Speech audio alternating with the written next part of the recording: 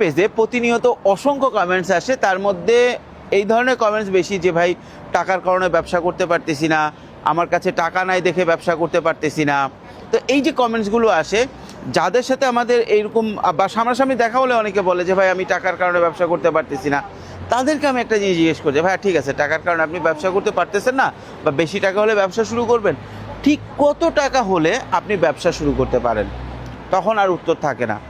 আবার কেউ কেউ একটু বাড়ায় বলে ঠিক আছে 1 কোটি টাকা হলে, 50,000 টাকা হলে, 5,000 টাকা হলে, এক একজন এক এক রকম অ্যামাউন্ট বলে। তখন বলে আচ্ছা ঠিক আছে আপনার কাছে টাকাটা আছে, কীভাবে আপনি এই টাকাটা ব্যবহার করবেন?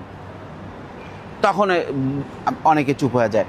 তো এটা বলার কারণ হচ্ছে কি, দেখা যাচ্ছে যে আমরা সবাই জানি বিজনেস করতে টাকা লাগবে, কিন্তু এই টাকাটা কত টাকা এবং এই টাকাটা কোথায় খরচ করা হবে এইটা আমরা অনেকেই জানি না।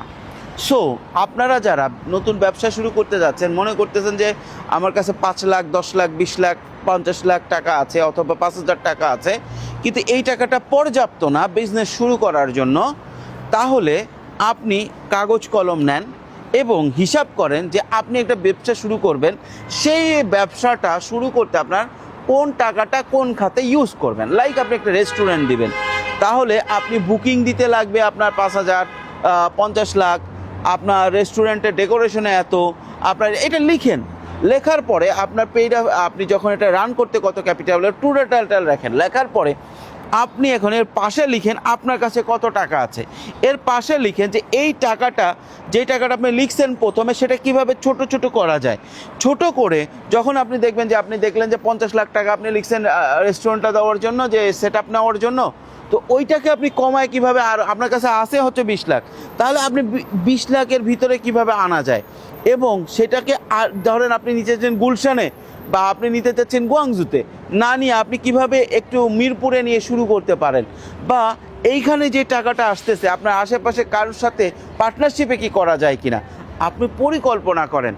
মানে আমি বোঝাতে চাচ্ছিলাম যেটা, সেটা হচ্ছে যে ধরেন কত টাকা বিজনেস করতে লাগবে, এইটা আপনি প্রথমে একদম পারফেক্টলি নিজের ব্রেনে নিয়ে আসেন যে আপনি যে বিজনেসটা শুরু করতে চান সেটার একদম পূর্ণ পরিকল্পনা, যে আমি এত টাকা হইলে মিনিমাম, আপনি প্রথমে গুলশান দিয়ে শুরু করছেন, গুলশানে না যে বাড্ডাতে দেন, তাহলে বাড্ডাতে হলে মিনিমাম এত টাকা শুরু করতে পারি।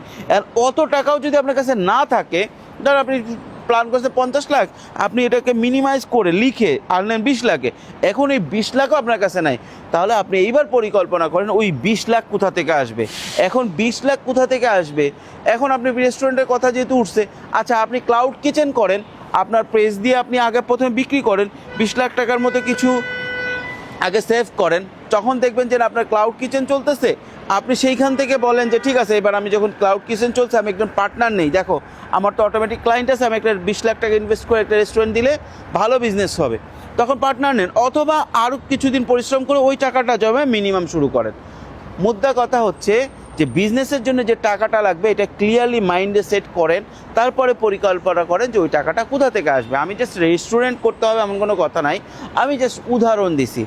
এবং যারা আজকে থেকে মনে করবেন, যখন এই ভিডিওটা দেখবেন মনে করবেন যে এতদিন আমাকে বা যে কাউকে প্রশ্ন করেছেন যে বিজনেসের কারণে আমি টাকার কারণে বিজনেস করতে পারছি না, আজকে কাগজ কলম নিয়ে বসে পড়ুন এবং লিখুন যে কী কারণে বা কত টাকার কারণে আপনি বিজনেস করতে পারছেন না, তারপরে সেই গ্যাপটা ফিল আপ করার চেষ্টা করুন। বিজনেস ইনশাল্লাহ হয়ে যাবে। এবং যখন আপনি গ্যাপটা ফিল আপ করার চেষ্টা করবেন, মাথায় চিন্তা করতে থাকবেন কীভাবে ফিল আপ করবো, তখন দেখবেন অনেক বুদ্ধি আসবে। আর আপনি যদি ধরেই নেন যে আমার কাছে টাকা না, আমি শুরুই করব না, পরিকল্পনাই করব না, তখন কিন্তু বিজনেসটা হবে না, দেখবেন এক জায়গায় দাঁড়া যাবে। আপনি যখন লিখে পরিকল্পনা করে প্ল্যান করতে যাবেন টাকাটা কোথা থেকে আসবে এবং কোনো ছোট থেকে শুরু করে আমি ওই জায়গায় পৌঁছাতে পারি, তখন দেখবেন ইনশাল্লাহ অনেক দূর এগিয়ে যাবেন। ধন্যবাদ।